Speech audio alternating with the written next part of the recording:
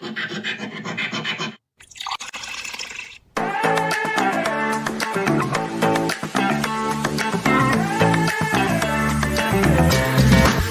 everybody, welcome once again to Rise of the GM, where today we're going to be talking about a sailor's life out on the ocean. We're going to be talking about a famous adventurer, and we're going to be getting into something called Close Action with guest host Barry Hudek.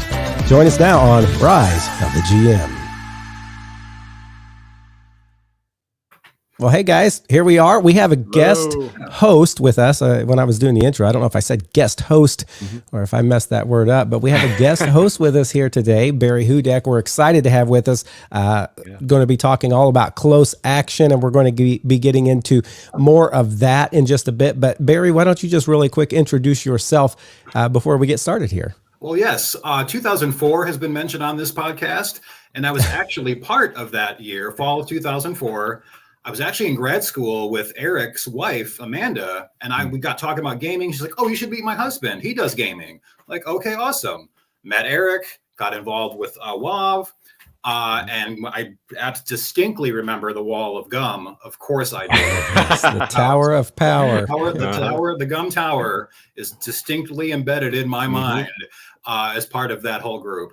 I'll also say, too, I went to Eastern, went there for a long time, but I came back in 2004 and started gaming with you all. Yeah, I'm also been mentioned as the person who brought the satanic panic of Dungeons and Dragons.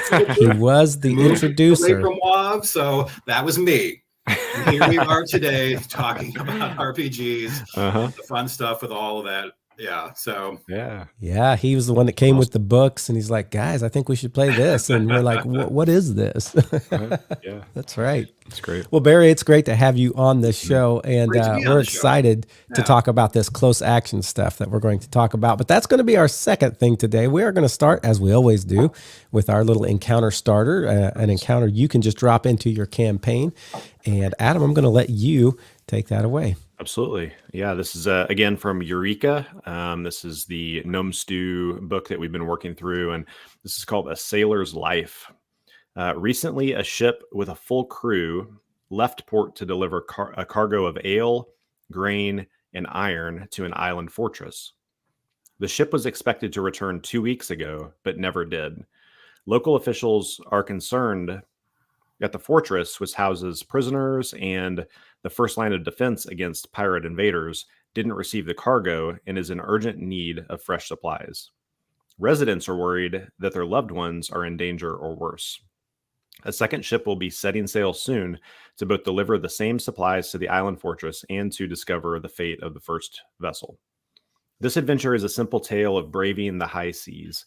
The PCs may be crew members, explorers, or stowaways.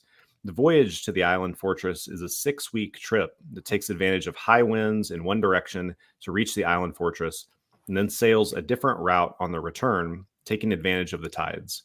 There are a few stops along the way, including small harbor towns and unexplored islands home to possible treasure and certain danger. Wherever the PCs go, they can ask about the crew of the lost ship. You should use these moments to portray the crew as good people.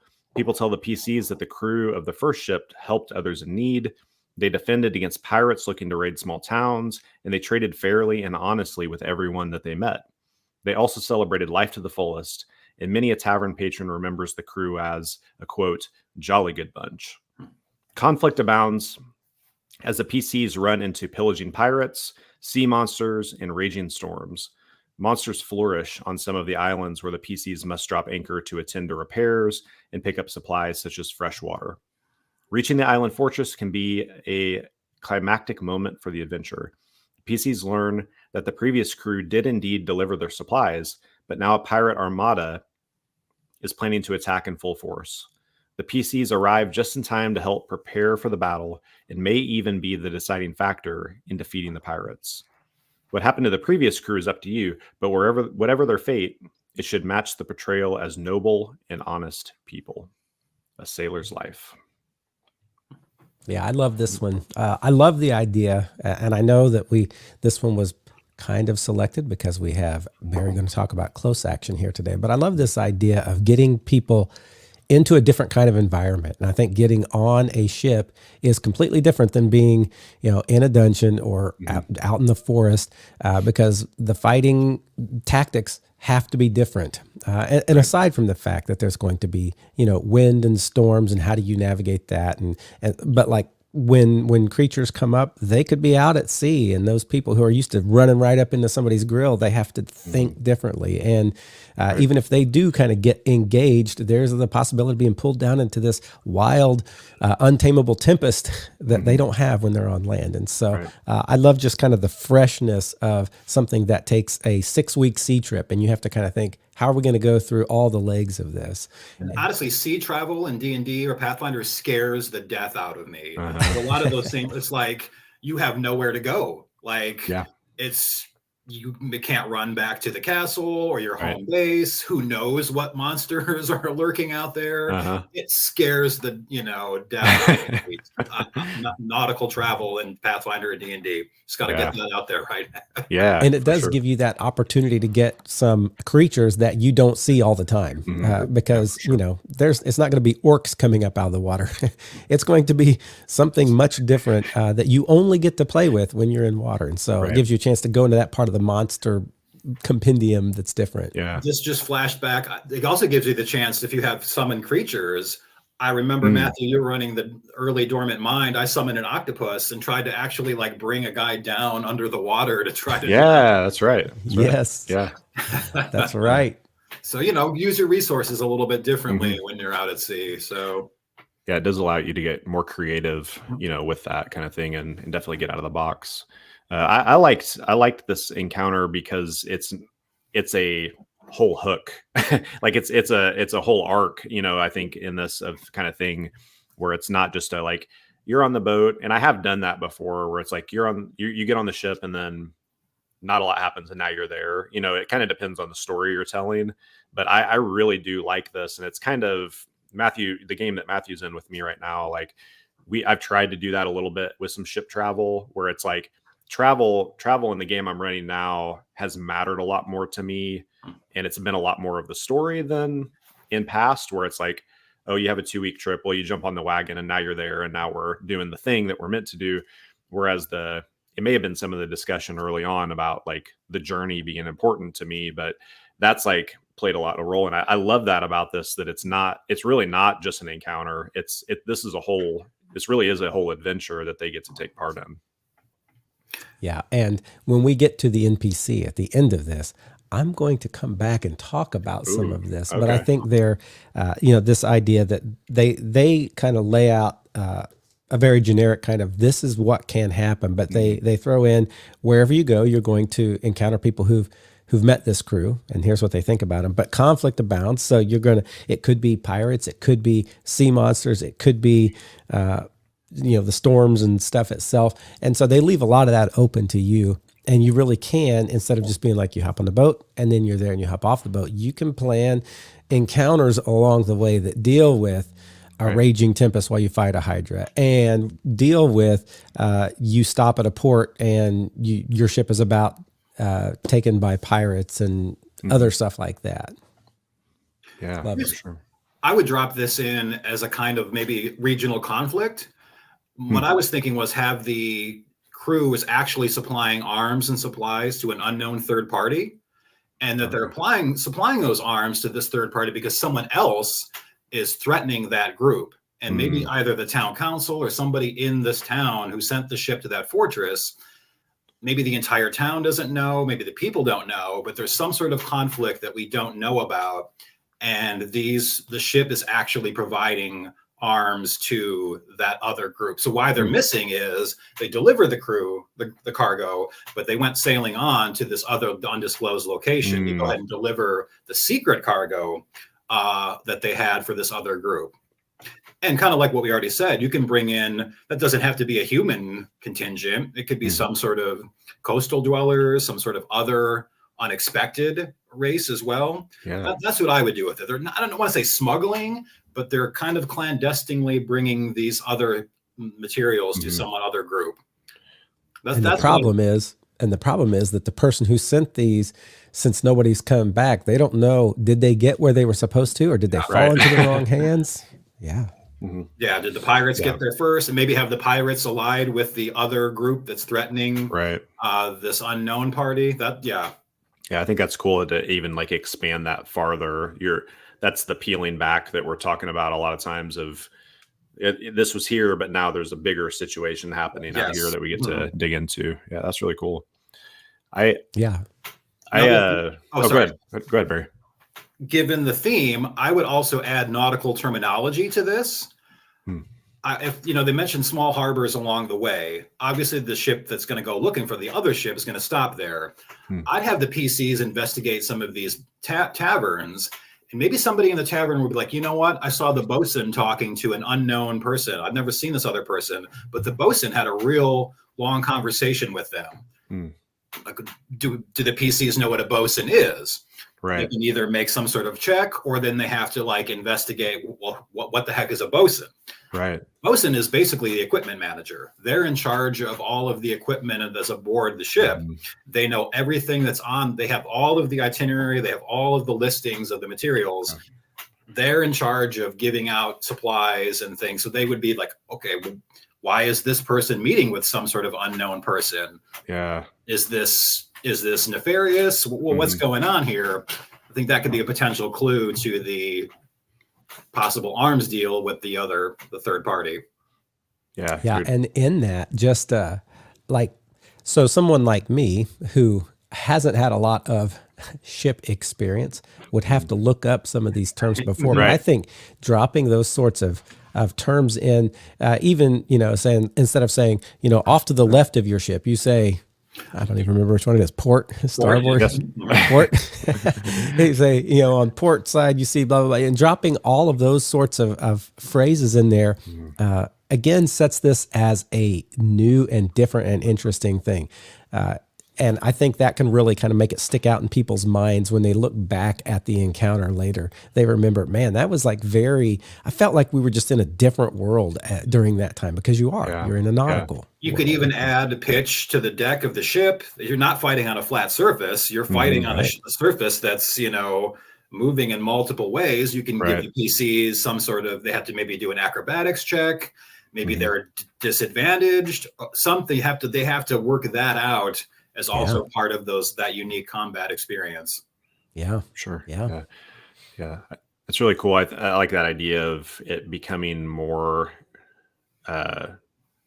different, becoming different from our typical, and that does help that immersion into that, of just like the immersion into it, of just like, I feel like you said, Matthew, I feel like I'm actually in a different place. That is cool. There's I'll have to make a link to it, but like on our Instagram page, but there's, I think it's Liars for Hire, but there's actually a page that does terminologies. And it's like this kind of thing where it's like 20 things you'd hear on a sailing ship, kind of thing. And those things are really helpful, I think, to just bring that about. So that's really cool. Yeah. You could also say the purser was there, but again, I think the purser is probably pretty obvious to what the purser does. They control the purse. They're basically the accountant. Right. But again, if the accountant and the equipment manager are talking to some clandestine figure about who knows what, I think that's going to really, that could really trigger the PCs to what might be going on here. For sure. Yeah, I like this encounter. I like this encounter too, for sure. Yeah. So we'll come back maybe at the end of this when we talk about the NPC and see if he ties in a little bit with this. But we're on this idea of nautical and ship. And so that's going to lead us right into kind of our main topic for today. And that is the game Close Action. And I'm going to let Adam kind of introduce who Barry is in that realm a little bit. And then we'll let Barry talk a little bit about what that game is, explain it's different than D&D. It's different than Pathfinder. But it's a game that a lot of our people who have been in both really enjoy. So Adam, why don't you talk a little bit about who Barry is and what this is, and then give it to him. Yeah, for sure. Yeah. So like Barry said, we've been gaming together for quite a while in a lot of different fashions. And you've been gaming a lot longer than I have, but I've thought it's really cool to have went from more like the traditional like tabletop RPGs, like our Pathfinder and D&D and WoW and things like that, to which I would love for you to talk about at some point on the show also, to more like the larger miniature battles or like wargaming that we've gotten to do with you, which I also would like you to come and talk about. And then into this naval battle of close action, it's been really cool to like learn this game from you, just giving you props. Like, you've been an awesome teacher to me, and that is, I'm like constantly asking, how do I do this again? Like questions when I've run these games too. And, but it's like a really fun mix of, like just strategy and like this thought and all these things. And, really was interested in you coming, to talk about that, even though it's not our typical like role-playing game. It's not a role-playing game. It's I'm gonna let you talk about how it is, but a different thing than what we normally are in, but I think a worthwhile one for people to see. So I'd love to hear, like, how'd you get into it? What is it? Kind of explain for our listeners and watchers to like just have a better understanding of what the game is, I think, to start. Yeah, but let me also first say too, you're both fantastic players of the game, so you sail the game very well. Adam better than me. One thing I do want to say is the last time I think Matthew played, he followed my order as a commander absolutely to the T, which caused him to end up wrecking and getting annihilated by everybody. So hey, I caused a mess in the ocean for the other team too. But I'd also say too, that was one of the most lopsided victories I've ever seen, of which the both of you were on the victorious side. That's true. So yeah. So let me actually go back. I have actually, this is obviously a D&D Pathfinder podcast, and I have run multiple D&D games. And that's probably where like so many of us, that's actually where my gaming started. My dad is an OG D&D player. Oh, yeah. By OG, I mean first edition when it first came out. And he's played every single edition since and is still in multiple games. And he and his friend's favorite edition is actually second edition. So that's actually where I got my start. But where my heart truly lies is with tabletop miniatures. Kind of like our Thursdays.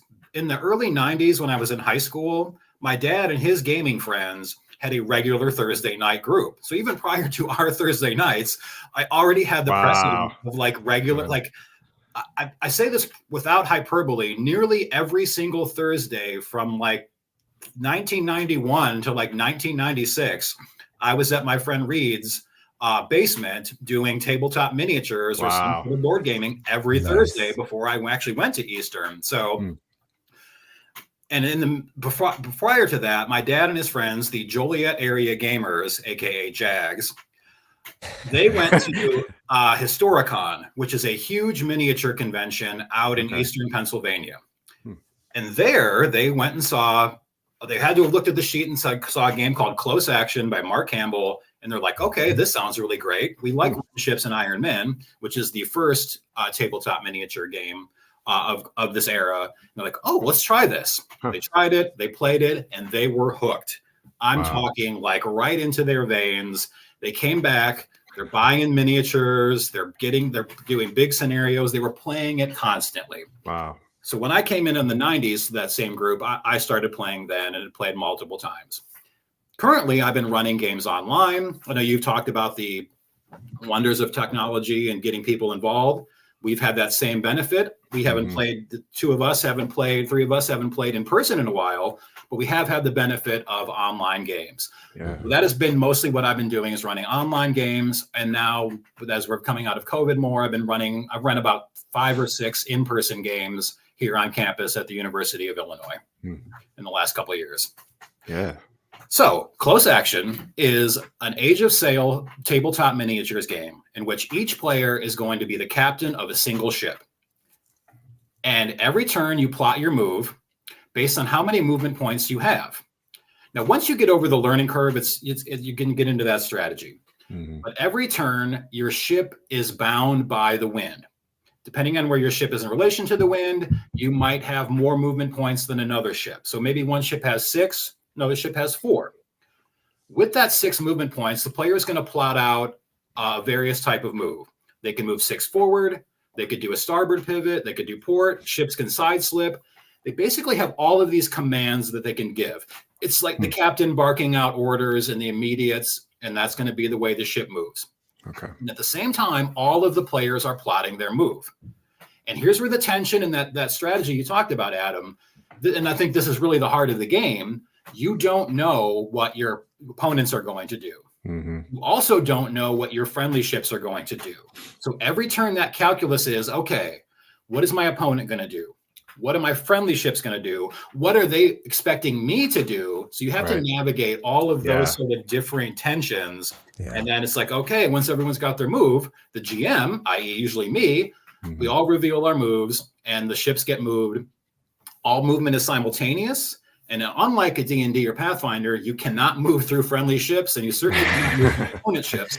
So you have the possibility for ruining your entire day by having a collision at sea, which can be very, very bad.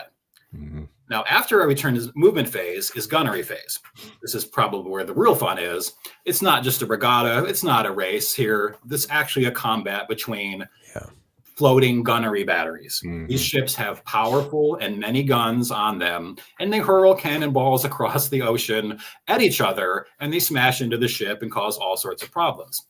So when we do gunnery, I figure out how close a ship is, how many guns they have, what their crew quality might be. All of these factors determine how powerful of a shot it is or isn't. And then damage gets applied and so on and so forth. Now, the analogy I like, you've heard, and I like to use is a boxing match. Close action is kind of like a boxing match. And I say this for multiple reasons. One, if you're going to win a boxing match, you're going to have to get in the ring and mix it up.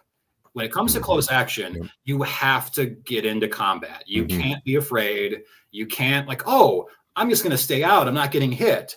I'm doing good because my ship's not getting hit. Well, you're also not doing damage. Right. It's called I try to use that analogy to kind of make sure that players like actually get into the battle. Mm-hmm. Right. But also, I like to tell people this is a game of attrition. You're not going to knock somebody out in one punch. Think of a 12th round heavyweight boxing match that goes the full rounds. What does the winning fighter look like? Yeah. Like that person is also pretty well messed up and pretty beaten and pretty tired, even though they won the match. Close action is very similar. It takes a lot of effort, a lot of time, and a lot of like wearing a ship down to actually defeat that. So the game plays out over multiple turns, 10, 15, 20, possibly even more turns. 20 turns or more, you're going to get a good result. Mm-hmm. Now, what also happens is every ship has a rigging, hull, and sailor sections that once you start to take damage, kind of like this is where the boxing analogy comes back, you're not as fresh as you were when you first started. You're going to get tired. You're going to start to get hurt. Your ship loses speed. It loses gunnery. It starts to lose interest.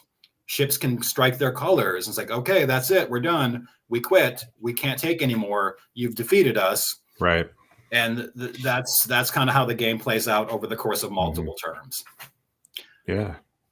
It's very much like you were talking like a boxing match. When you first started talking about it, I was thinking, oh, it's like chess because that whole, what am I going to do? What are they going to do? What do they expect me to do? It's that sort of thought process. So it's really kind of like how that the multiple chess moves set up other moves later on. So it's really like chess boxing where you do a chess move and then they pull the table out and you box for a while. Then they put the chess table back and you do a chess move and then you box. I like chess boxing for sure. But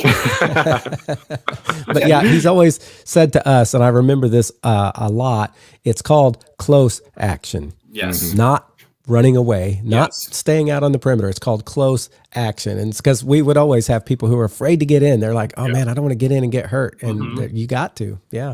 And it's like, oh, I'm doing a good thing by avoiding damage. No. But I also, it's close action. And if you look at the chart, kind of like a character sheet, everyone will have a ship log, and all of the information that you need is on your ship log. And I always tell people to look at their gunnery numbers. What is the gunnery number at 1 hex versus 10 hex versus 15? Well, the number is a lot larger at the closer hexes. So you got to get in there. You got to mix it up. You can't be, and also you can't be afraid to take a punch because your ship is going to get hit. Expect that.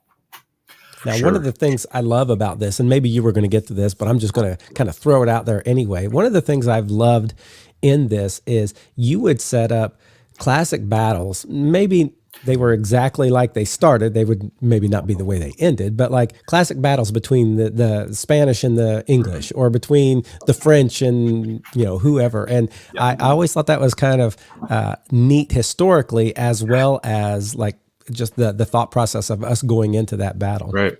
Yeah. Yeah. And I think, last week you guys did choosing an encounter. How do you plan an encounter?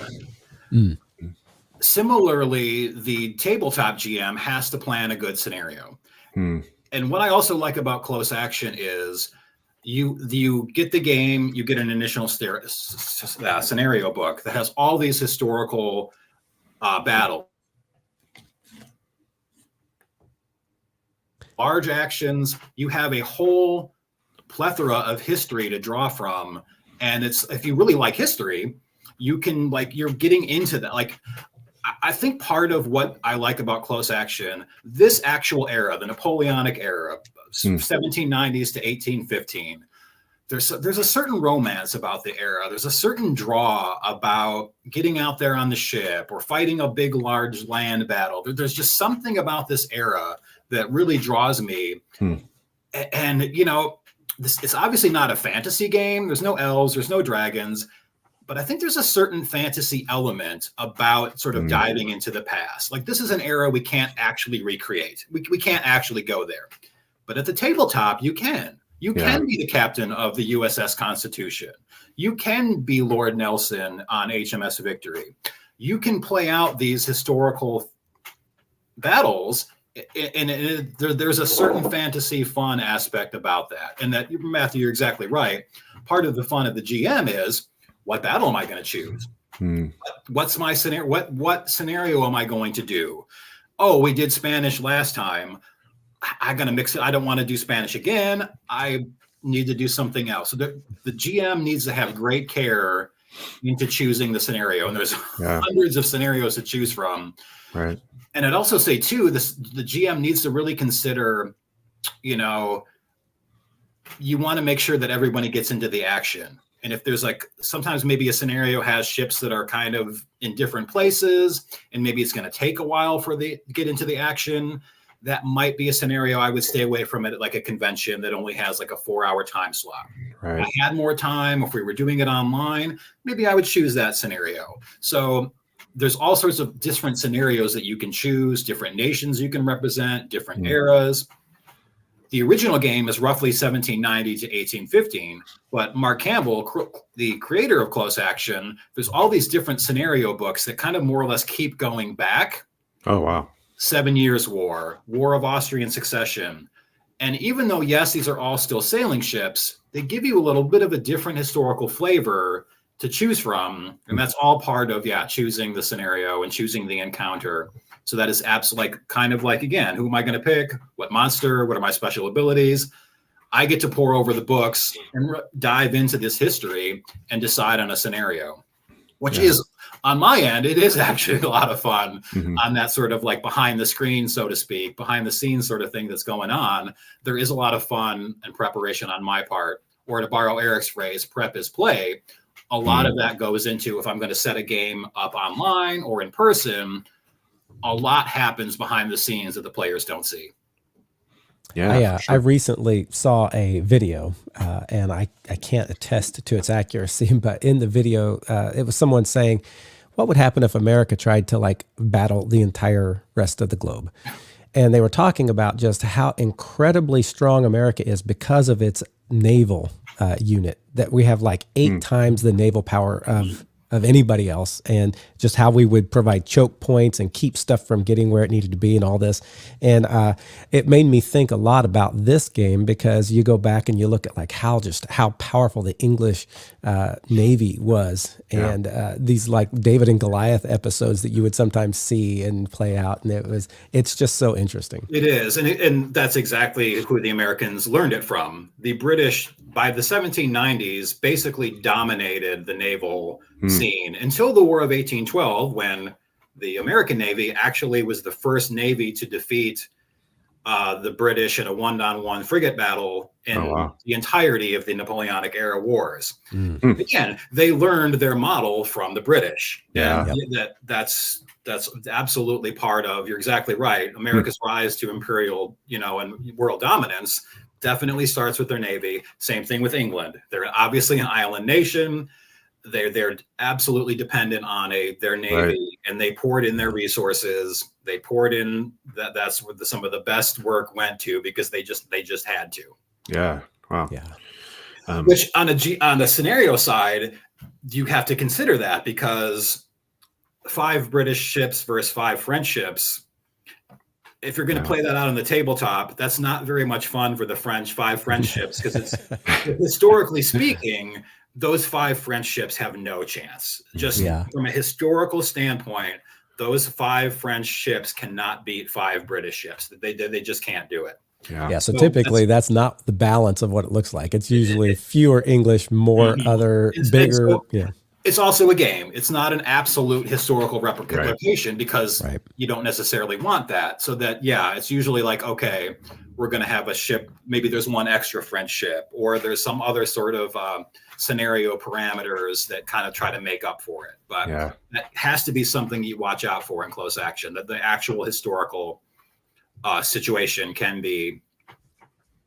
But I think that's what Mark has done is, when we go back in time, some of those 7 Years' War, some of the War of Spanish Succession, the British aren't as dominant, and the French are even a little bit better, and so are the Spanish. So it's a little bit more of an even contest. And I've liked those scenarios, because we've kind of gone away from a little bit more even split. There's some really fun scenarios in some of those earlier wars. That's really cool. I always like a lot when we went into scenarios where it's like, okay, is this going to be revisionist history here, where we can change? It's like, how's this going to go? Are we going to be able to flip the script and see? So that's always a lot of fun. Or I was thinking too, some of these nations are hard pressed for sailors, and the Spanish would just grab people off the street. Like, you were a farmer yesterday. Good morning. You're actually now on a ship. Have fun in your new life as a sailor. And it really takes years and years to make proper sailors and gunners, which the British had, and the French and Spanish just didn't. So it's, But I think this brings up another interesting component of the game, and that is this. When we first started playing, I remember we did it in person, and I think the thing that was so exciting to me, and one of the things we have in here is, what do we enjoy about the game? I think one of the things that was the most exciting about this game when I first started was the idea that we would all, in our own head, because you're on a ship and you just can't yell, this is what I'm going to do. In your own head, you plot your moves based on what you think is going to happen.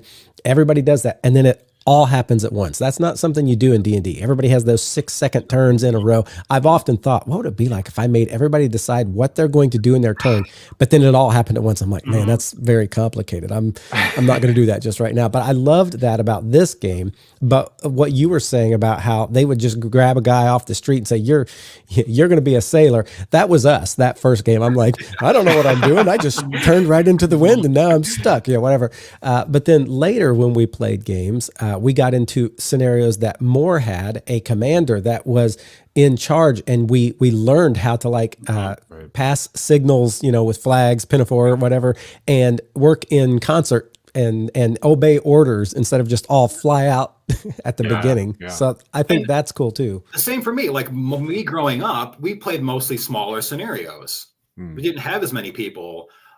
A few years ago, I think maybe like 2019, one of these guys, Josh DeBow, he got a PBM going. Well, I think it was the first PBM I'd ever been a part of. And what is PBM? Play by email. So we use everything is, do a computer graphic of the game board, and the person who's running the game just moves it on it. They have a Photoshop map. You can use Google Sheets to kind of create the character sheets, and you can type your moves in, and he just looks at all the moves and updates the match, and then you just kind of communicate via email. It was 16 ships versus 16 ships. Even after many years of experience running and playing, I'd never played in a battle that large. And that's obviously different than a 4 versus 4. And so, there's a definite constant learning curve, what I also enjoy. And it's like, these guys have been playing this game for a long time. They have all these signal codes that they know how to use, and this means this, and they've got like a signal book, and they have all these like strategy maxims. I'm like, oh, okay.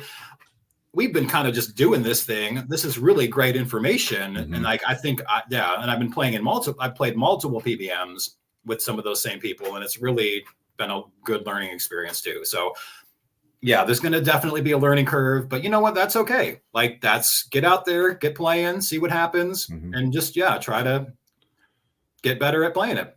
And it's analogous to those English armies that trained versus those guys who were just pulled and stuck in. Right. And it's fun to start at the beginning where you're just stuck in, and it's fun to learn. Yeah. It's like, no pressure, no worries. We're about to get a huge PBM going with Mark Campbell running it with 20 ships versus 19 ships. Oh, wow. Yeah. There's people who have hundreds and hundreds of games of experience. And there's a couple people out there that are playing with like 2 or 3 games of experience under their belt. And it's going to be great. Yeah. And, another thing too, that one person who has 100 game experience, maybe they're up in the one part of the battle, but there's other parts of the battle. It's not like your ship can command all of like the entire battle. There's a whole thing going on that you just like, maybe like the greatest player who's ever lived is going to play the game. Well, they can't just own the whole game. That's just not the way it works. So I think one of my favorite things when we played in our first, or one of the PBMs we played in, PBEMs, is it really broke into three theaters of battle. You had what was going on up at the top in the north, and what was in the middle, and then those ships down the south. And you had this one group of ships that just kind of turned and took off into who knows where for a while. You're like, what are they doing? Yeah, it's kind of like the telescopic versus the microscopic. You need to pay attention to what's going on in your ship circle. Yeah. And some, like maybe if you're one of the admirals or squadron leaders, you need to be paying attention to that big conceptual things that are happening. But if you're a ship captain, you don't need to know if you're in the van, you don't need to know what the rear ships are doing. It just doesn't affect your move at that time. You have to pay more attention to your immediate circles. But I was also, I know you've talked about the 8 types of fun, which I also thought was really helpful for tabletop miniatures, AKA close action. And I think for me, and you will both can throw in what you think, I think the primary type of fun that this most hooks to is challenge. The idea of, okay, Matthew, like you said, I'm going to test my wits about what I think is going to happen. Did that happen or not? Do I need to adjust my calculus? What is that other person thinking? How can we execute our team's move as opposed to imposing our will on the other team? And then that happens turn after turn after turn until and like you do it every turn. Yeah. And I think challenge, if you like that challenge aspect, tabletop miniatures and close action is for you. Oh yeah. I also, for me, Matthew, you mentioned, sensation and tactile. You get to grab the ship. You get to move the ship. I have upgraded all my ships, and I've got this big wood block on all of my base on all of my ships now. You just grab the block and you move your ship and you roll your dice. All the ships are out there, got flags on them. I've got color-coded nations. There's that tactile sensation sense, I think, too, is a big part of why I like tabletop miniatures and close action. Challenge and sensation are big. And I will say that when I first started, that very much was it for me. This was like such a different thing. We all had these little ships, and we could, it was on a hex board instead of a square board. And I'm like, what the heck's this all about? What the heck's this all about? Anyway, and they were, we would touch them and move them, and you had this ship log that I don't know. It was very much that tactile part for me too. And again, I've mentioned it, like the fantasy aspect, though, like you're getting into the era and you can actually research the actual captains and the admirals and the people who, and like the game we're going to play is a different version of, we all know about the Cornwallis surrendering to Washington at Yorktown. And that was effectively the end of the American Revolution, of which we were going to win. What's not commonly taught is the French Navy was blockading, Cornwallis in, and the British could not resupply him. And so the French Navy was a huge part of America's victory. Right. The British tried. They tried to break this blockade, but they basically got totally rebuffed. and they just couldn't do it. And that's a major part of why Cornwallis surrendered is the naval aspects of the war. Wow. So we're gonna do a slightly hypothetical version to make it a little bit more even. Again, the historical battle, no chance. Mm-hmm. Slightly augmented. Now we have an even chance, so we're going to play that out. And so we're playing a tabletop version of actual historical events, and there's something cool about that. Yeah, that is cool. There's like a time in every game, and this is kind of a piece of what you're saying with the fantasy. There's about halfway through every scenario where I start thinking about what it would actually be like to be on one of these ships that's like exploding around you, and there's always just kind of a step back for a minute of like, I'm really glad I'm doing what I'm doing now and not the actual thing, because that's I love this era, mm-hmm. but I only ever want to play it on the tabletop. Right. I never ever want to do that either. If you watch, Master and Commander, the cannonball comes in and it sends splinters, like giant wooden splinters flying everywhere, and the cannonballs are flying across the ship. Yeah, no. I keep it in the romantic historical realm and not actually wanting to do any of that. I'm right there with you, Adam. Oh, that's cool. So in the past, with other types of games, we've talked about the roles of entertainer, storyteller, facilitator. What would you see as you've run a lot of these close action games? Which of those kind of come to the fore? It's primarily facilitator. Mm-hmm. You are the rules adjudicator of the entire game. When I'm running a game, I don't want to play in the game. I have sometimes, but my preference would be to run the game. If I'm doing both, I'm not as good at either one, and I don't necessarily like that. But if you're the game judge, you are just deciphering the rules, taking people through what they need to do. I'm not saying you have to have the rule book memorized. You don't. But a good game judge pretty much knows the rules backward. Maybe there's something obscure that you have to cite, and that's fine. You've got the rule book. But those core rules, you'd better know those inside and out. Mm-hmm. To a lesser degree, storyteller and entertainer can be part of it. I know storytelling and discovering is a major part of Pathfinder D&D, and I think that's far less so with close action and or other tabletop miniatures, but it doesn't have to be doesn't have to be totally negated. Mm-hmm. You can just put a little bit, and this is something I want to work on as a game judge too. Even just if the start of a battle, you put even just a tiny historical gloss on it. If you give just that narrative, that story, why are these ships here? What's going on? If you have that brief story, I really do think that adds to it. And I think on the entertainer side, and this is something I'd like to do too, other than like the ships on the board, I think that's part of the mood. This one's maybe a little bit harder, but what I'd like to maybe do is like maybe get nation flags and like, okay, I'm going to put the flag over here for the British, flag over here for the American side, and this signifies who's playing on what side. Maybe some of that can kind of come in, but I think entertainer is maybe a little bit hard. But even just that little historical nugget, just that little narrative piece can really go a long way. Mm-hmm. I'd also say, especially if you're already kind of interested in the era, even if you just give a little bit of that hook, it really, really works. There's a gaming convention in town coming up in February. There's a guy who runs World War II battles, Eastern Front, and he just gives maybe like the briefest paragraph of a story.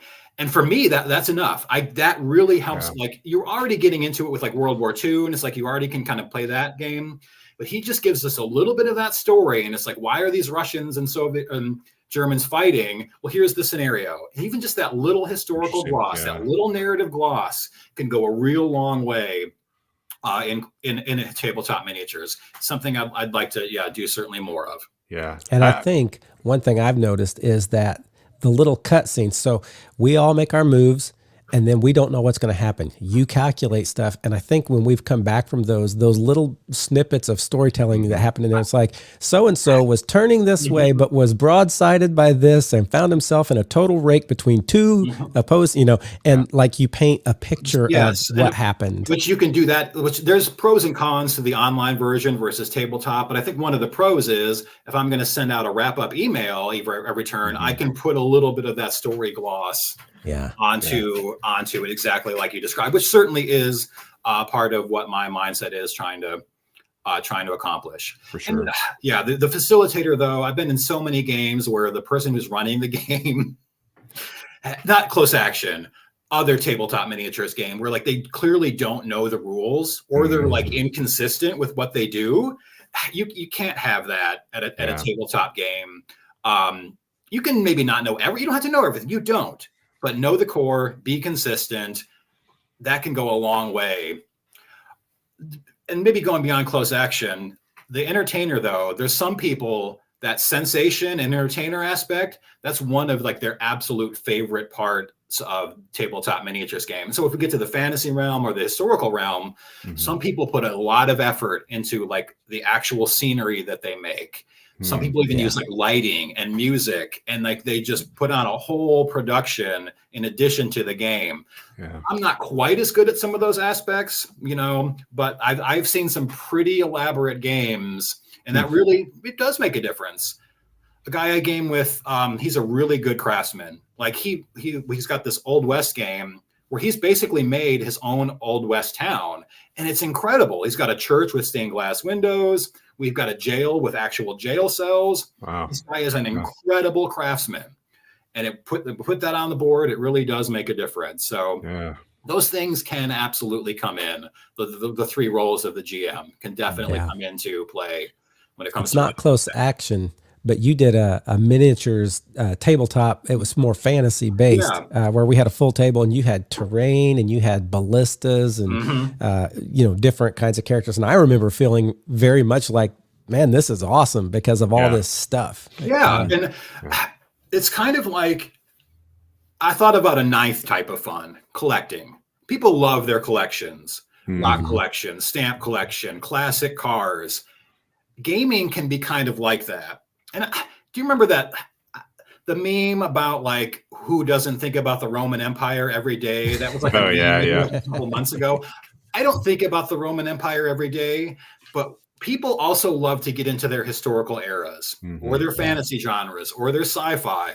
And the thing about tabletop miniatures is whatever you like, there's something for you to get into. Like Romans, there's so many, you can get the miniatures, you can dive into that. You like World War II, you have so many different avenues in which you can sort of like glom on to. Napoleonic land battles. That's a whole other separate thing that has so many different rules. But people love to just get into, like, get that stuff. Get me the buildings. Get me the forests. Give me the hills.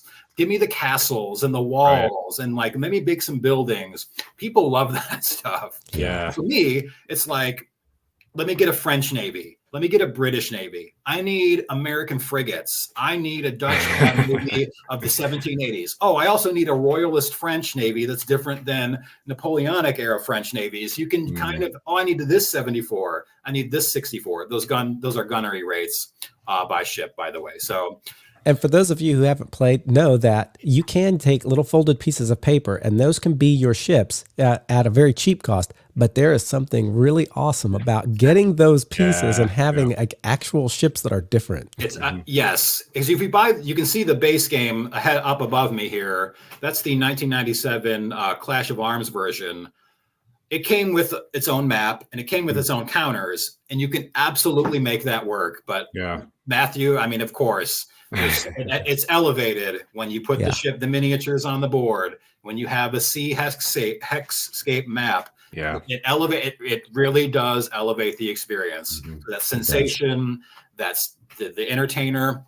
It really does make a difference. It really, really does. I have one more question. I'm sorry, I just keep firing stuff. I don't give Adam a chance to ask or say anything. So Adam, you can just cut me off at any time. I've talked over Adam too. I apologize. My question was, you were talking about like the importance of the facilitating and knowing that rules, and you don't have to know every rule, but you have to have a good idea. But you also, just before we started the podcast, you talked about this idea of beginning to let people run some of those parts themselves. Talk about that for a moment. Okay. So I think as the facilitator and the game judge, what I took very seriously was everything needs to be run through me because I'm the impartial judge and adjudicator of what happens.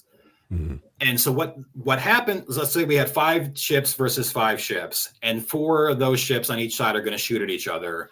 What I've been doing in my in-person games was having everybody tell me what their gunnery numbers is, and then rolling the dice, and then I consult the damage chart for what that sort of, you basically have some randomization too. It's like, okay, you did 2 rigging, 2 hull, and a sailor.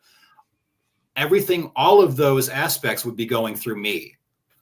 I was also then doing all of the ship movement. So it's like, okay, if we had a line of 5 ships and another line of 5 ships, I would say, okay, British are going to move first.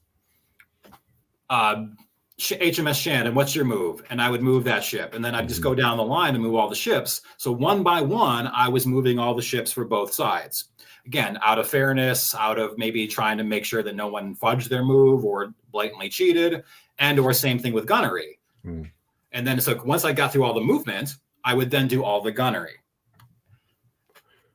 This took a long time. It takes a long time to do that. Part of my thinking was, again, fairness and making sure there wasn't any sort of shenanigans going on. But part of it was, it's like, okay, you've come out to this gaming convention, you've paid money to be here, or you've traveled to my house after a couple of hours, and you're going to play close action. Do you really want to be the one who's doing all of this number crunching? But then, so that was my rationale. And it took me a long time to sort of change. But what I was like, okay, let me get better at my craft. Let me think about me as the GM. We were only maybe doing 7, 8, or 9, maybe 10 turns, which is not a lot. It's not. We were not getting good results. So I'm like, okay, this has to change. So what I did was 2 things. One, players move their own ships now.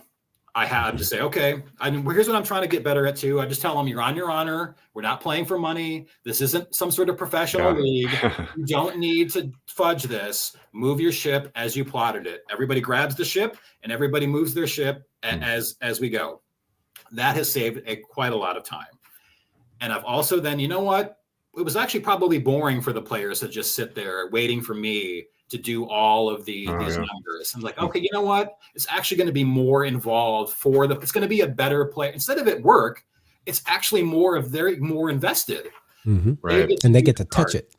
Yes. And it's sort of like, okay, for the last maybe like 3 in-person games I've run, players move their own ships. They figure out all of their gunnery, including like the numbers on them. There was their number, gunnery number, what damage they do. Then it's sort of like, if you have a fender bender, exchanging insurance information. If you shot at this person and they shot at you, you just exchange the information. Oh, I did 2 rigging, a hull, and a sailor. Oh, you did a rigging, a hull, and 2 sailors. Okay, and you mark your sheet, so on and so forth. Yeah.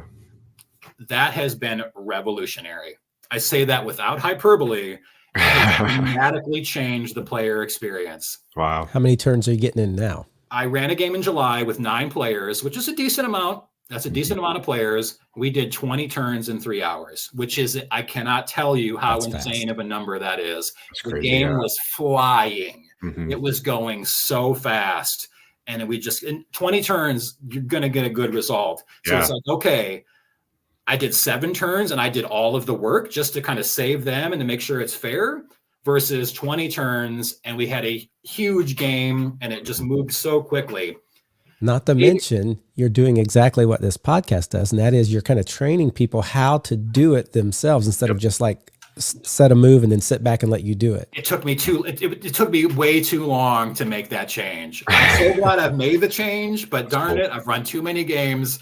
Like, man, I wish I would have done that move a lot sooner. So aspiring GMs out there, think about your practice, reflect on it. Is it working? Don't be afraid to kind of maybe give up on some of those. Now, maybe somebody accidentally fudges something. Maybe they accidentally added an extra piece of damage that they shouldn't have.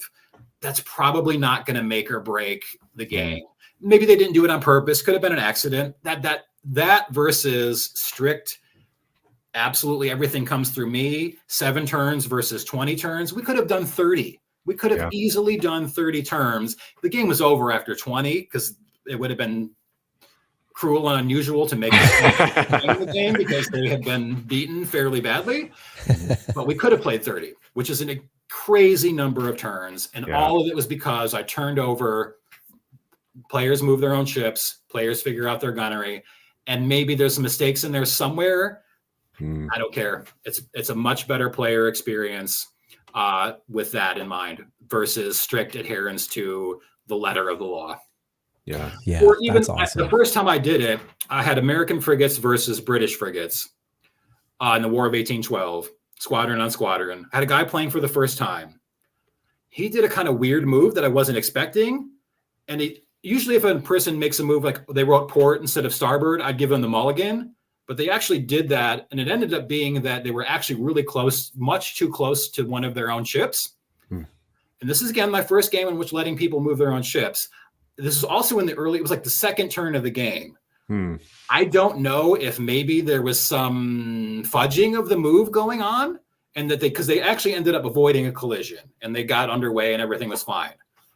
Also, I don't think I care, because had they collided, had I stuck to a strict adherence to the rules and they collided on the second turn of the game was probably going to be ruined at that point. So ruining the game by like being a little hardcore on the policing versus letting that go a little bit for the sake of player engagement for everybody. As a GM, I'm going to choose the sake of the player engagement and fun. So as opposed to like, did you cheat just then? Now we get into maybe some of the later parts of the game. Now I'm going to watch that. But an early part where we're going to avoid a collision that's going to ruin the game for everybody, I'm going to choose letting that go and kind of letting it play out. And if you sense there's somebody who kind of maybe often is fudging, it's like when you have a player who their hits just seem to be too many and too powerful, and you kind of do a little internal audit, and you're like, oh, hey, you may want to check that. No, you let them know I'm watching. And I think what I've done is like I've audited the sheets a little bit. Game turns carry over. So if you ended your move on a port pivot, you couldn't begin the next turn. You'd have to actually go straight. If you play in the game, we can definitely get into some of that. I'll check the logs and make sure that like people did what they were supposed to do. And occasionally I'll see like somebody in like one of the latter third of the game that I ran in July, they ended on a side slip and then they began the next turn with a pivot. Did they intend to do that, or was it just late? We were getting tired. Did it really make that big of a difference? Probably not. It probably wasn't malicious. But if I start to see that, I'm like, okay, maybe I'll talk to that person and I'll just sort of remind people as the GM throughout the game, I'll just remind people to watch out for that. Or I'll remind people to make sure that they're accruing all their damage and taking all the factors into play, things like that. So just kind of reminders, but that's definitely something I'd like to get better at as far as like, okay, making sure people are doing what they're supposed to do and we're not fudging something, or that, somebody's not hitting more than they should be. But my guess is, I'm a teacher, and one of the adages I try to have is trust my students. Yeah. Same thing at the table. Trust the players. I'm just going to, I'm going to let that. I'm going to trust that their intentions are good. Yeah. What else? I'm going to let Adam. I started to cut him off one more time. I would say I think there's a lot of really good pieces of that, no matter whether you're looking at a tabletop miniatures game or like these RPGs that we've been talking about of like the rule of fun coming out there again of, again, the rules are important. It's what the game is, but there are these moments that like does supersede at times, and it's important to like discern those things. Or I love what you're talking about with sharing that. And I mean, it's definitely about efficiency, but like even as Matthew pointed out, like a big part for us that we keep talking about is like helping people understand the game more. And that's, I mean, questions you have answered for me, that's like a thing where I've been able to learn the game as I played, because I'm like, well, how does this work?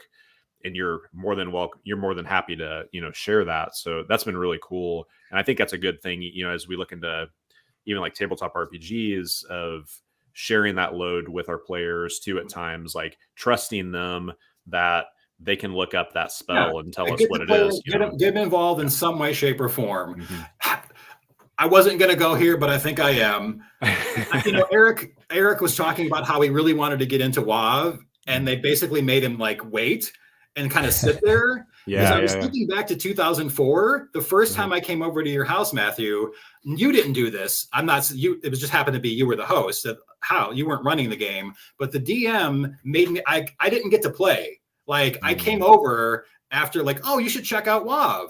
I actually just had to sit off to the side and watch you all play that first time. And I'm like, so aspiring GMs out there, 2 things from this podcast.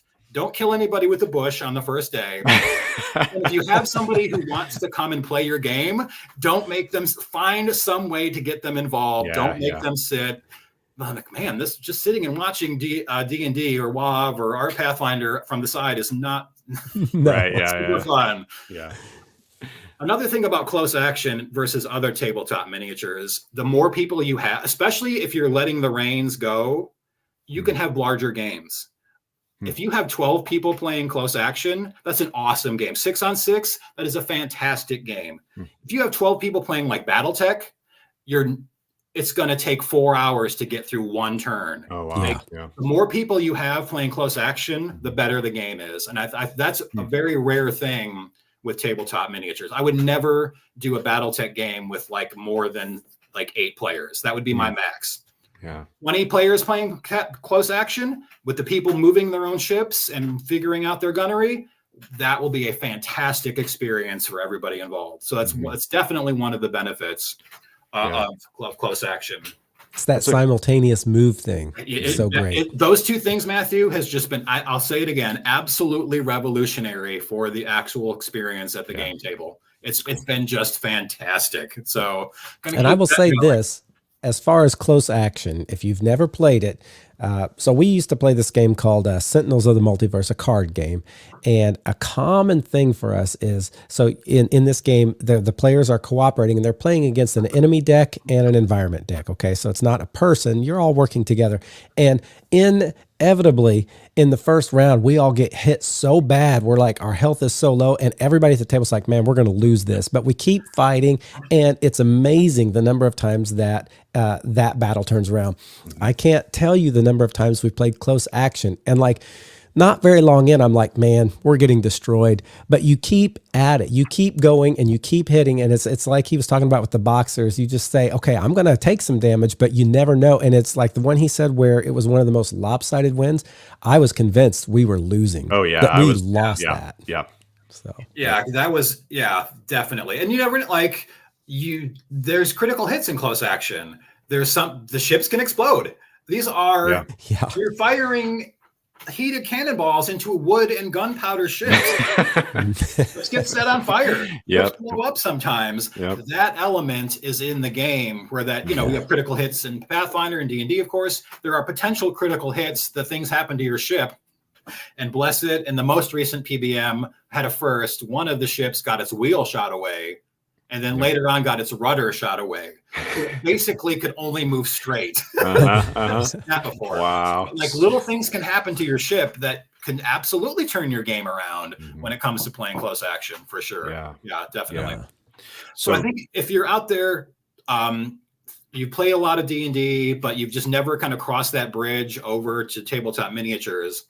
If you like combat, if you're a hack and slash dungeon crawl person, I think that's probably where I am. If you like the D&D aspects of combat, Pathfinder combat, I'd say come over and try tabletop miniatures and certainly close action.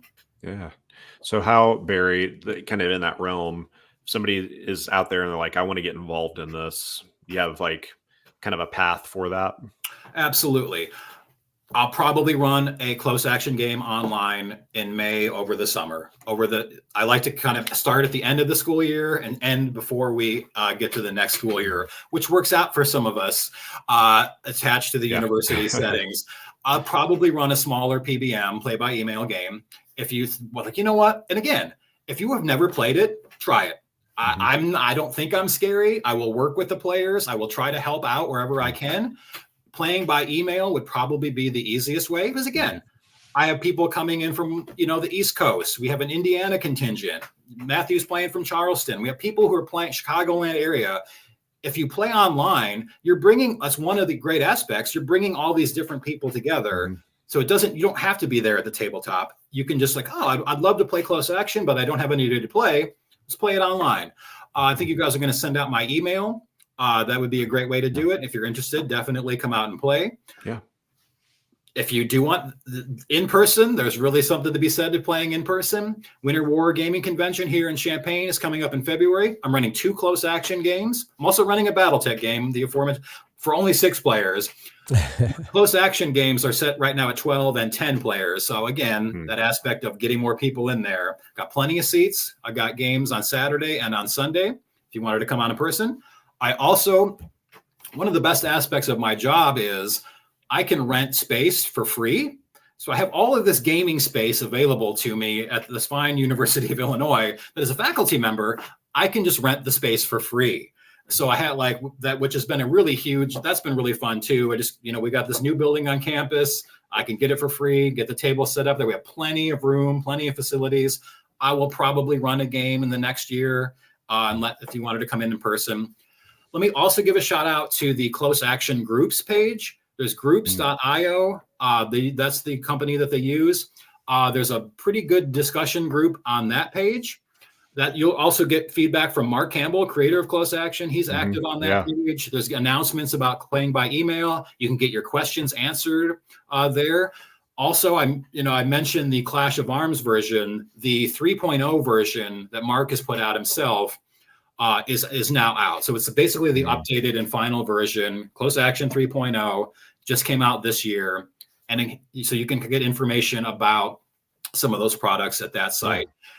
Also, he's got all these scenario books out there too, including the scenario starter pack that has 9 scenarios that are they're basically designed for me and my other friend want to play Close Action. We have nobody else to play it.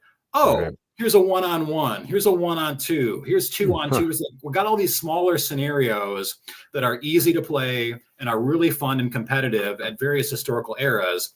I played 3 of them so far. They've all been fantastic scenarios. Oh, cool. And here's the part I like. The ship log is something I have to fill out and do. If you get the scenario starter pack, they all come all 9 scenarios, all of the ships. If you get the PDF, they're already pre-filled out logs. So you don't have to worry about that, which saves me tons of time. And it saves me years trying to read my handwriting. You can find out all of that at the group's IO page. Nice. But yeah, cool. I want to give one bridge. A lot of people love RPGs, but don't ever maybe cross that bridge into tabletop miniatures.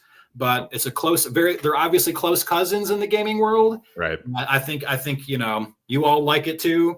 And I think it's I would encourage you to just don't even worry about all that learning curve. It's much easier to learn than it might seem like. And once you get past it, it's really easy to figure out and play. Yeah. Yeah. I'm going to share this too, but I do want to give you a plug to Barry of your Instagram, Napoleonic Naval Nerd. So be sure to check him out there, and some miniatures painting and that'd be a way to contact too about Close Action. So yeah. And prep is play. You paint the miniatures, you put them together, you start to think, there's a whole bunch of stuff behind the scenes that goes on. So yeah, I do enjoy the painting aspects of the hobby. That includes fantasy miniatures, D&D minis, BattleTech minis, as well as the aforementioned Age of Sail miniatures as well. Yeah. Look at all those paints behind him right there. See, this is my painting table that I'm coming to you live from. That's awesome. And I'm looking for the semester. Still got a lot of grading to do, but I think I'm going to get to some painting here in the not too distant future. That's awesome. Awesome. Awesome. All right. Well, I'll tell you what, we are going to move to our NPC character, which still ties in with this whole kind of nautical theme that we've had a bit. I'm going to read this, and then let's talk a little bit about how we would use this NPC, maybe with that encounter in the beginning and some of this idea of being at sea. This one is called James Benedict, the famous adventurer, Janice Benedict. I'm looking for some adventurers like yourselves to help me recover a treasure. Equal share to all the survivors. What do you say? This is the guy. He is a handsome adventurer who has a friendly smile, shows through a scruffy beard. He wears well-used but functional gear, and he's a friendly and gregarious about his upcoming adventure, although he doesn't talk a lot about his past exploits. He's a true sociopath, though, is what you will find out. You won't know this at the beginning. Janus is not hampered by a conscience of any kind. He'll say or do whatever he thinks is necessary to get his way, even if it means occasionally contradicting himself.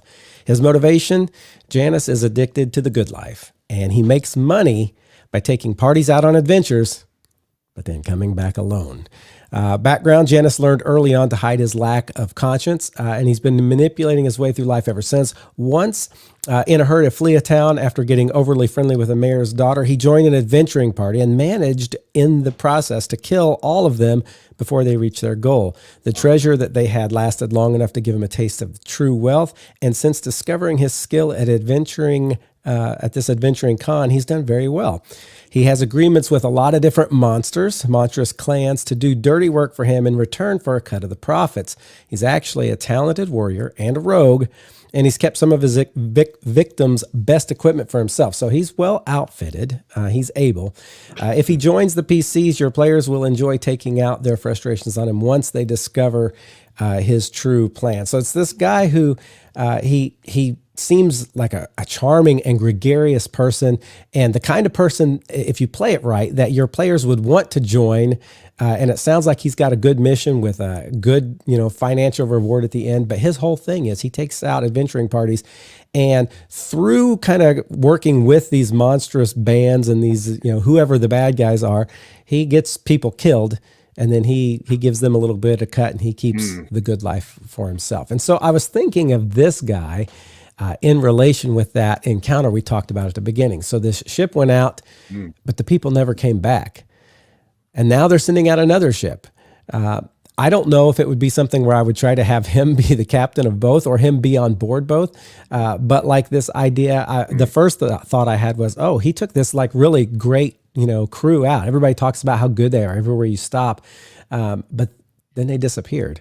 And this idea that maybe he, along the way, steered them towards some things that were monstrous and then helped sabotage as they were fighting. And then he plans to do the same thing to you because they're like, we got to get this out there. And, he's like, I'm looking for some guys to help me get out here. Here, something happened and we don't know what. And you go. And for some reason, it seems like you're running into a lot of conflict here and there. And it's because he happens to be steering you to places where he knows there's going to be conflict. And so I think the fun part of playing this NPC for me would be you guys get into battle and you're feeling mighty, but then things just like your crossbow as you're getting ready to shoot, or your bow, the string breaks because he's sabotaged it, or he does something that throws one of you overboard. And as you're going, he's like, "Oh, I'm so sorry," but like you see a glint in his eye. It's like, is he sorry? Right. And you start to get these clues, and it could be fun to hit him at the end and like really beat him up. But I don't know. That's just a kind of a first thought for me. What do you guys think when you hear this? My first thought is I really like this NPC, but is his middle name Judas? Benedict? I mean, the Roman two-faced God and Benedict Arnold. Yeah, yep. I feel like there's a sort of like meta game like that just immediately takes me out. There would be a foreshadow for sure. But which is maybe almost heavy, but maybe players don't get it, or maybe don't quite pick it up. But it was that's where I went. It was like portrayal of Benedict Arnold is like my first immediate thought was that. So so if you wanted to make it a little more subtle, you might change his name. Yes, but I also think I think the two-faced version in our modern world is obviously going to make us suspicious. But in that Roman sense, the Janus didn't have to be a betrayer. It could either be like beginnings or endings, or like this way versus that way. Right. And I like the interjection of this NPC in a couple of different ways. You could like kind of like what the write-up suggests, maybe like early on, and it sets up a revenge plot. Mm-hmm. But what if you interject it into like a middle-tier PC group, and it's like they either know who this guy is exactly by reputation, or they sort of smoke him out. Like, okay, he's saying this, but we know exactly what his plan is. And it can become this like cat and mouse of who's going to betray whom and when. Yeah. And then you can play this sort of never ending. Does he know that we know? Does he know that we know that he knows? And like, kind of like, okay, when is the shoe going to drop and when, and who is going to betray whom? I think that could be a really delicious NPC. Oh yeah. If they know exactly what he's up to. I think that's I think that'd be where I'd throw that in. Mm-hmm, mm-hmm. Yeah. And they didn't mention him on a boat or anything like that. But Right. like, I just, having looked at that encounter earlier, I thought, oh, this could be such a cool thing, because he controls where you go if he is captaining that boat, or if he, is the one in charge. I talked about how we have factions that we don't know about. Maybe Mm-hmm. Janice is playing both of these factions against each other. So it's like, oh, I'm actually working for this faction, but I'm actually also working for this faction, and I'm going to try to profit off of this conflict as well. Yeah. The when I was thinking about the encounter, I think, and I'm going to tie with the encounter too, I think here, but one of the things I was thinking about was a book that was really, I probably talked about in our books inspiration thing, is like the Voyage of the Dawn Treader by C.S. Lewis. And it's a ship, it's a naval journey, that's like looking for the end of the world, looking for these people who have went missing. And as they hit all these islands, it immediately came to mind for this, because it's like, okay, dangers and people and harbors and all these things. And they'll stop, and they may come across, there's a time when they come across these people who are trying to enslave other people, or they come across and they find, oh, this was a guy that was one of the guys we're actually looking for, who just decided, I actually love this woman on this island, so I'm going to stay here and marry her, and I'm not going on, kind of thing. So they have these interactions, and I wonder, I think that would be really cool in that encounter to even be coming across those kind of things. But maybe he's somebody who, if he did backstab this crew, he may have some magical means, but it'd probably be hard for him to get back to the initial. So what if he was somebody, you're on the second island that you've stopped at, and he's there, like, oh, we had a shipwreck, or I got left here, for whatever, you have to come up with a good reason, but he's somebody you take on board. And then at that point, he's like, in his mind, the plan is now coming into fruition here. So I think that could be an interesting piece to like bring him to use that encounter again, with this, is you're part way in, and now he's a danger that you brought onto the ship, but you don't even know it, kind of deal. So I'm kind of thinking in those terms with him. Yeah. So there you go, an NPC that maybe you can grab along at the beginning, or some port along the way, and incorporate into your campaign. We are going to turn our attention to our haversack. I believe we have a few questions that were sent in. So Adam, what have we got? There's some rattling around in there. So the first one we're going to look at is one from Wataya Hotel. This is the Master and Commander edition of his haversack questions. He says, Dear Matthew, Adam, and Admiral Barry, greetings, you scurvy dogs. I wanted to ask about your relationship to the game Close Action. For those of you who have played, all of us, how has Close Action changed the way that you play other board games or even role-playing games? Have you become more strategic? Or have you been inspired to implement naval battles or nautical adventures into your role-playing game sessions? Thanks for teaching us landlubbers about Close Action, and may the waves be favorable to your nautical gaming. Sincerely, Wataya Hotel 98. So the big question is, how has Close Action changed the way that we've played other games?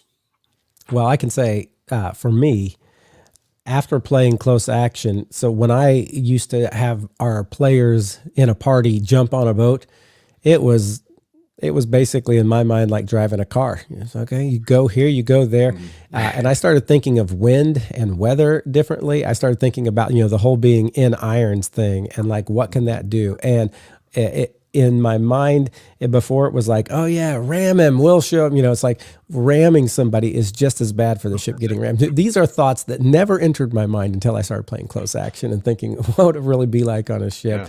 Yeah. So that's one way that it's changed the way I play games. The other way, I kind of mentioned this earlier, I haven't done it, but I have this desire to do a thing where everybody plots their moves and their actions, and then it all happens. And I don't know exactly how I'm going to do that, but when I do, I will report back on here how that went, because I just think it would be really interesting. I'm wondering about sorry to hit that thing.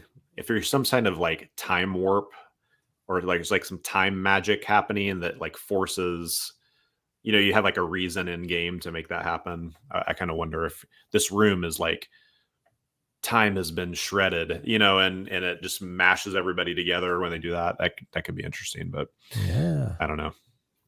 I should give a shout out that I should not be called Admiral, and that Adam has actually run he's been the commander in chief of 2 different forces in the last PBMs that we've run. And both of those games have been overwhelming victories for the side that Adam has been the commander in chief. I'm just running the game. And as funny as it is, of all the experience I have playing the game, I do play the game a lot. I've never actually run a squadron or a fleet. I'm the one who's always running the game. Yeah, right. You're getting ready to, though, right? Say again, sorry. You're getting ready to run I'm playing in a game, but I'm not actually commanding of a squad. I'm on the senior team of like discussion of what our strategy is, but I'm not actually a squadron commander or the overall commander. So probably should be Admiral Caldwell, who's done a fantastic job running fleets. Thank you. I'm Seaman First Class Matthew. I was on a ship and the guy must have died. They just said, "You quick steer this ship." I think Matthew, you're prime for commanding a fleet or a squadron. I think next time. I think that'd be a real treat for our team if that's something you could do. It also takes some time in doing, of course. But I've rarely in a gaming situation been as stressed out and nervous as when I've been in those positions, but it's fun. It's super fun, but it's the fruit of it has been displayed in the victories that have been won there. I think for me, let me say too, part of this podcast is helped me figure out my relationship to role-playing games. And I think the 8 types of fun is really illuminating. And again, my preference would be tabletop miniatures and board gaming over RPGs probably every day of the week. And I think part of that, what's been said on this podcast has really helped me understand that. So I think to answer that question is sort of like playing through close action or other tabletop miniatures games, or even other like sophisticated board games. I'm going to come on this RPG podcast and say, I love playing those that has shown me that I love playing those way more than I actually do like playing RPGs. So get that challenge, get that touching, challenge, tactile, get that. Because, the Gnome Stew admits that challenge is probably not the most heavily favored aspect in RPGs. And I think that's part of a big thing for me as to why, like, when I play RPGs, I'm not having as much fun. And that's been the case for several years now. I think that's a major aspect of it. For me, challenge is a big draw. And I think that, that sort of lack is part of why I haven't as much enjoyed RPGs. Yeah. Yeah, I think like I'm doing my episode at least once a time train, but hopefully it's gone. I do think there's some like strategy aspects that have like grown for me in at least like a desire in like combat of an RPG after having played close action and like more of that type of thing, wanting that to be a part of that. So like the tactics of the thing of like, I'm not just going to stand. I don't just want to like step up and just swing my sword from this one square. I want there to be like more to that, and I think that comes from playing some of these games. Movement. Yeah, and like desiring even to, in some ways, like not optimize in order to optimize fun. Like in that way for me at least, but also kind of in balance with this. It's this is a team sport, and all these things, and even I think like the paying attention in close action to, Barry, you were saying like what do I want to do? What do I need to do? What do I think they're going to do? And what do I think my allies are going to do? Being more aware of that in an RPG setting of like, this is a group game there. I need to look out for like my party also, and maybe I'm playing a selfish character who doesn't care, but like as a player, and this is like maybe a player role kind of thing, even like do I actually care about the people around this table and like are they having fun? So that's helped, I think, to like be more aware in the close action setting of like, I don't want to wreck him or like get in his way or her way because block their shot or that's not going to be great for them or our team, kind of thing. So that's played a role a little bit. I'd also say I've seen some, like, if you're going to play close action, don't play it selfishly, because I've seen that where it's like, oh, I'm just going to go do whatever I want. Yeah. I'm going to just take my ship and I'm just going to go fly around. Well, you mess around and you find out what happens in close action if you do that. Like, you can't do that. Yeah. Yeah. I've actually done the reverse of what you said, Adam. I had maybe like several PBMs ago, I had a player who was maybe like struggling, and it seemed like they were like overthinking all of their, which can be I say this as, someone who is definitely an overthinker. In the PBM, you can fall into overthink because you have a lot of space between your turns. At the tabletop, you're trying to move these. I don't have a timer, but PBM online, you can just sit there with it, and you can do a little bit too much. I think there was a player who was playing who was new to the game. I think they've played RPGs with you.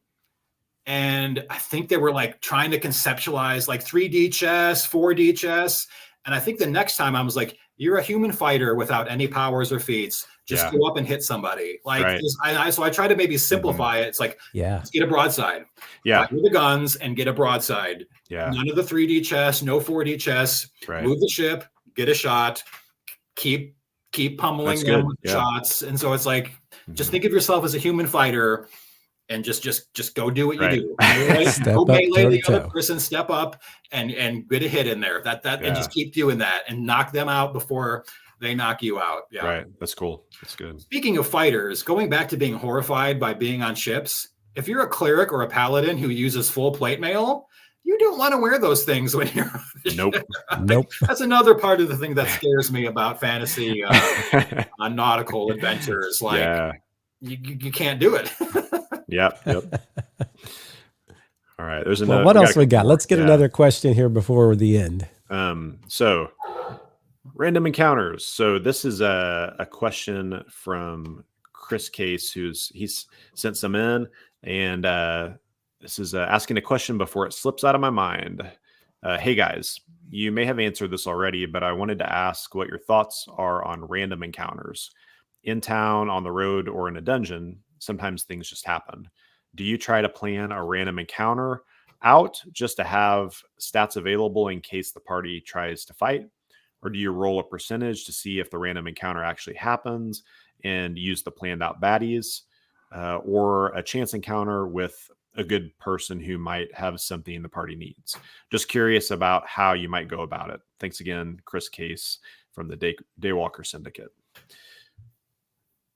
I have a couple thoughts on this, as always.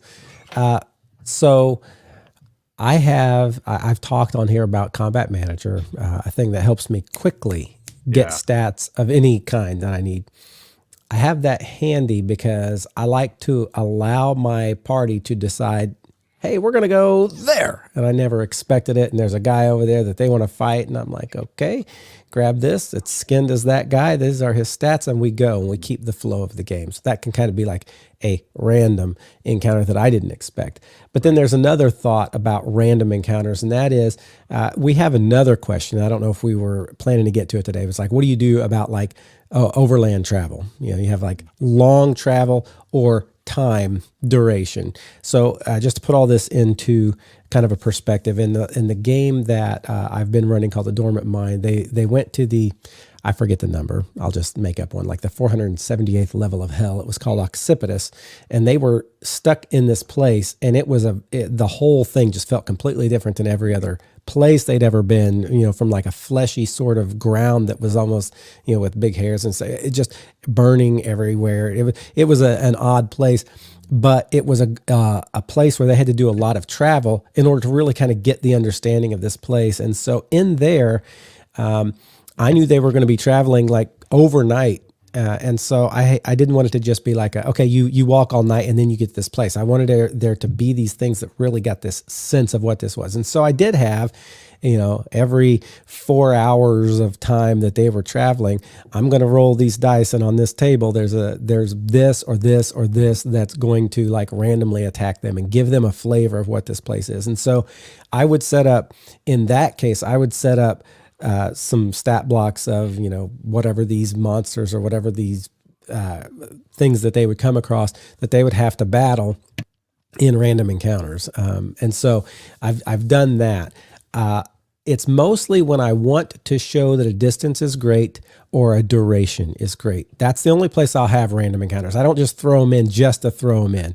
But like, I also don't want to okay, they're going to go 100 miles and I'm going to plan every 10 miles they're going to do this. I'm just going to occasionally let a percentile dice say, oh, and I don't make it a great percentage. It's not like it's, 20% that it's going to happen. 80% that it's going to happen every time. It's more than 20%. It's a rarity, but they're going to have some random things. Again, just to show that this is something that took time, either in distance or in duration, to get through. I know you've hinted at red markets on this podcast, but that's something I like about red markets. It's like you have the mission that you're going to, but there's some distance between your base camp and where the mission is. And it might be a 2-leg journey. Maybe it's a 3-leg journey. And on every one of those legs, something is going to happen, be it a combat, be it some sort of NPC, or be it some sort of flavor. I kind of like that. And you have to burn a ration every time. You already know how many legs. It does give that sense of journey. It does give that sense of really building the world, especially some of the flavor aspects. Yeah. I like that about red markets. So if I was ever going to run a D&D game, I would love to fuse 5th edition with red markets, and I would borrow heavily from some of their mechanics, including this is a 2-leg journey. Maybe we have a random monster encounter. Maybe it's a group of wood elves. Maybe it's some sort of flavor scenic that doesn't have any actual human encounter or humanoid encounter, but gives some sort of flavor of the theme of the game. I think that can be a good way to give those senses, and I would do that. Yeah, it's really interesting because I do. This is one of those for me that definitely is system specific with that. And it's kind of the way I run. Like a D&D or a Pathfinder for me, I think tends to be a lot more like this. I have specific things that I want to accomplish in this. I like the idea a lot of the creating time and distance. I like that a lot. But I don't think if the party was going from this town to another, that I would likely put just roll randomly on a table to say, okay, you actually are going to fight 5 wolves now because I rolled it. Unless there was a good reason for me, I want there to be story that's driven forward, or something that's discovered specifically if I'm going to have an encounter like that between those. And so I don't typically use tables kind of in those kind of realms, but I do like the idea of, I would be more apt to go and look at a table and then plan, I'm going to use 5 wolves because I want them to be led to the den that has this thing that they're going to find because it's a story element for later, or could turn into a story element. So kind of cheating that. But like Barry said, I actually love the idea and the usage of in the back of that book, is 100, maybe more. I can't remember the number, but it's 100 random. You can just roll your 2d10s and say, you come across this on this leg. And I actually like that for that game a lot. And I don't know what the difference is there, but I think it does. Speed is a difference. Yeah. Red Markets moves a lot faster than a combat of Pathfinder or D&D. Yeah. Your 5 wolf combat's going to basically take your session and stop you from getting to maybe the main thing, which is a reason not to include it. Whereas, you come across 8 casualties in Red Markets, aka zombies, that's going to be a pretty quick, thing that gets finished. Yeah. A thing that kind of combining, Matthew, you were talking about the 80 or 20, and Barry bringing up Red Markets. I do a thing that came out of that, and we're going to have a Red Markets episode sometime, but what am I trying to go for? Caleb's Stokes, like when he made that table for red markets, there's like a different levels of like, this is extremely dangerous. This is kind of dangerous. This is completely neutral. This actually is a good thing for you. Like you come across, oh, there is a car full of supplies. Well, I'm going to put that canned food in my, pack because I need rations later. Like that. There's even those kind of things. And that, like, even like the 80-20 thing, I do find it interesting. I think it'd be cool to implement of like, sometimes there's an encounter, but it doesn't have to be like you have to fight orcs, it's like, or you came across a trap. It could be there's a random person selling things on the side of the road who's actually going to be a big help to you, or this completely neutral thing of we could just bypass this, or maybe something would come good out of it. I think that like percentage idea for me would be kind of interesting to put into play, even of like, if it's going to be random, let's make it random where the like, just lost the words completely. Whether it's good or bad or neutral for us is going to come into play with that too. Or something flew over your head while you were camping at night and you could sense it, but that's it. It just kind of freaked you out a little bit, but that it was the GM knowing like, okay, all I was doing was just giving them this little snippet. But now we're not really going to track that down, or it's not going to come after them, but it was just something that was there that happened to fly by. Yeah, it's flavor. It adds like depth to that, and we're not just in a vacuum every time we go to sleep, kind of thing. So yeah, that's cool. That's cool. Awesome. So Matthew kind of started talking to this, but we had one more question from Evan Bright. I think we have a little time for here, and he is asking about overland travel in this. It says Haversack Questions Batch, November 30th. Greetings, Matthew and Adam and Barry. Hope you had a swell Thanksgiving. With holiday travel on the brain, I'd like to know, how do you prefer to run long distance overland travel in your games? Evan Bright. Yeah, so I mentioned having those encounters when we were in Occipitus, that level of hell, which is a pretty antagonistic place. You're not going to go there and have a picnic. And so, of course, you're going to have encounters.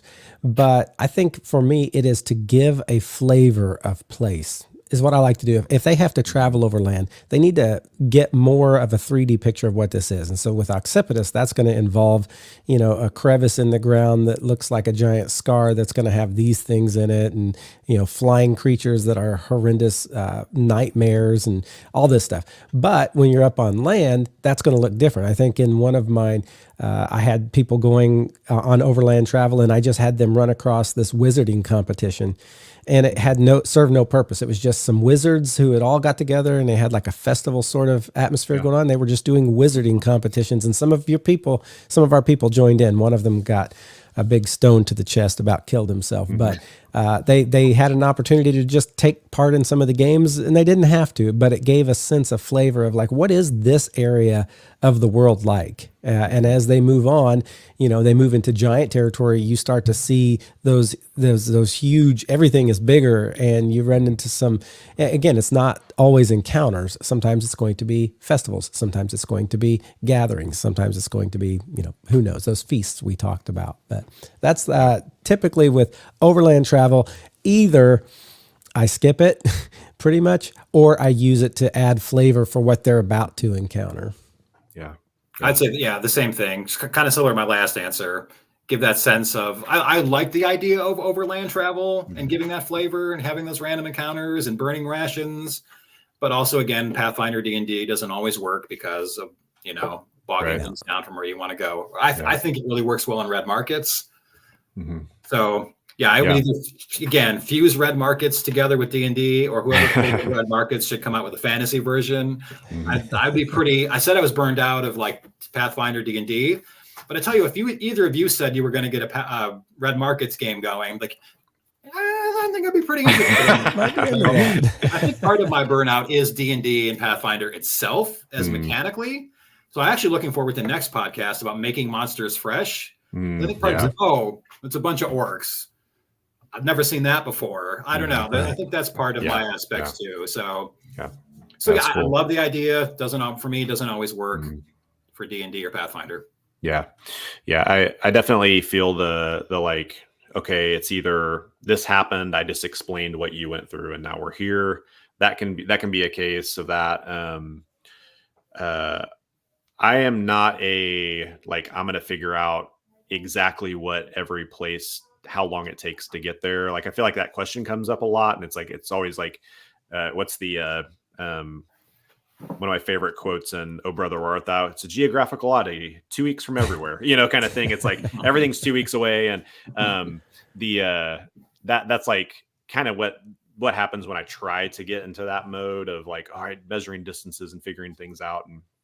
But I want there to be purpose. And I think the journey does like play a role for me more and more of, in these times when people in my game right now, the Jade Masks game, it's like, okay, they traveled from Tifa's Edge, this big bustling city, up through going to the north to this lake where the Thieves Guild like head was going to lay down the mantle of the Thieves Guild at this place, and it could be passed on to somebody else. And that could have very easily been like, well, you traveled for a month, and now you're here, and now this matters. But I wanted to populate the world for one, and make it more real. But I also felt like the story of the game, I wanted to start throwing out hooks as they traveled to make that happen. So I think it really matters about, or it depends on what you're wanting to do with the travel. Like, is this a storytelling device, or is it like a means to an end? Kind of thing. And if it's a storytelling device, I think throwing out a lot of like stops and hiccups and interruptions, to the group, can be helpful as long as you don't exasperate them. I had fun as a GM in that travel where there was a couple NPCs with the group, and for whatever reason, from the first scene of the game, this one NPC was just hated. I don't know even what was the deal with her, but like everybody hated her. And from the beginning, I mean, like, it was like, we're starting the game. You see her, she's standing in the doorway, and it like immediately was a problem. But so she was with them, and I just loved, like, as the party kept having heroics, doing things, saving people, adventuring as they went along, she's just like, are you kidding me? Are we doing this again? You got to play the heroes every time. It's like she was like, I got to badger them as I was like putting these things in front of them. And so that was a lot of fun, but, and kind of digressing, but I like that for a reason. It's like, if we're going to do overland travel, and if we're going to make these pauses, I want there to be story, reasoning, not just like, oh, I need to get people to level 5 before they get to this place. Like, I want there to be more than that. Yeah. Yeah. All right. Hey, cool. We are so glad that you guys joined us, and we're so glad that Barry could join us. And I also throw in, I don't know if you're going to throw up some of the pictures I sent. I sent some pictures with PBM version, the online version, what it looks like. And I sent some pictures of what actual tabletop in person looks like. Obviously, that will give you a much better visual feel of kind of what we're talking about, ships versus ships. Yeah.